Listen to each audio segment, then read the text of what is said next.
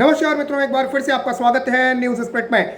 बड़ी खबर इस वक्त, राज्यसभा में बीजेपी को बहुमत हासिल हो गया है और लोकसभा के बाद अब राज्यसभा में भी बीजेपी ने बहुमत का आंकड़ा पार कर लिया है। कैसे, वो आपको बताऊंगा, लेकिन सबसे पहले कमेंट में मित्रों नमो नमो जरूर लिखें, साथ ही साथ जय श्री राम का जयकारा जरूर लगाएं, क्योंकि पहली दफा लोकसभा के बाद अब राज्यसभा में भी एनडीए के पास बहुमत है।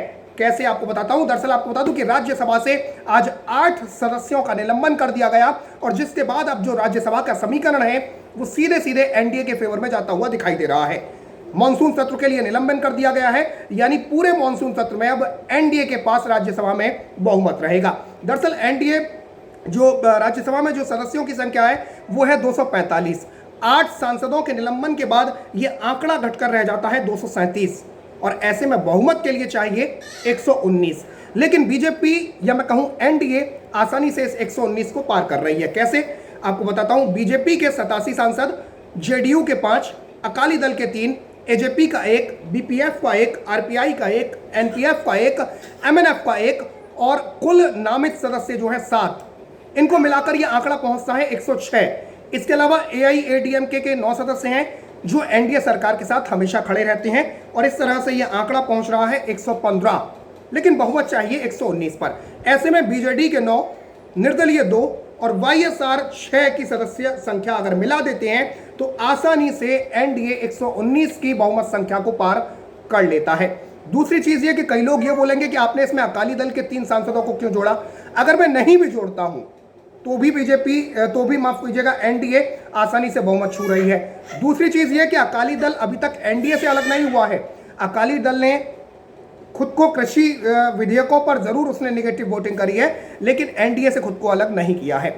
दूसरी अच्छी बात यह है कि यह तो रही मॉनसून सत्र की बात। विंटर सेशन में भी एनडीए के पास अपने दम पर बहुमत होगा।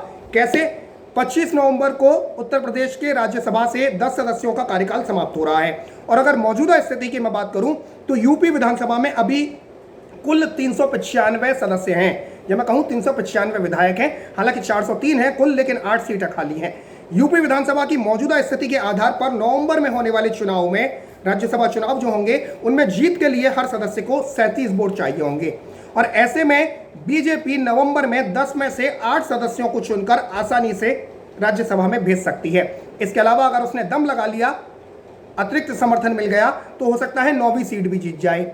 और इस तरह से बीजेपी के 87 सांसद हैं, जबकि एनडीए का आंकड़ा 113 का है। इसमें अगर 9 और जोड़ दिए जाते हैं तो यह आंकड़ा पहुंच जाता है 122 पर। और 245 का अगर मैं देखूं तो 245 से बहुमत का आंकड़ा 123 चाहिएगा, लेकिन एनडीए 122 पर अपने दम पर पहुंच जाएगा। ऐसे में सितंबर और नवंबर में यूपी में हो रहे चुनावों में भी बीजेपी को उम्मीद है कि अगर उसको उम्मीद के मुताबिक 19 में से 10 सीटें मिल गई तो एनडीए अपने दम पर बहुमत के आंकड़े को छू लेगा।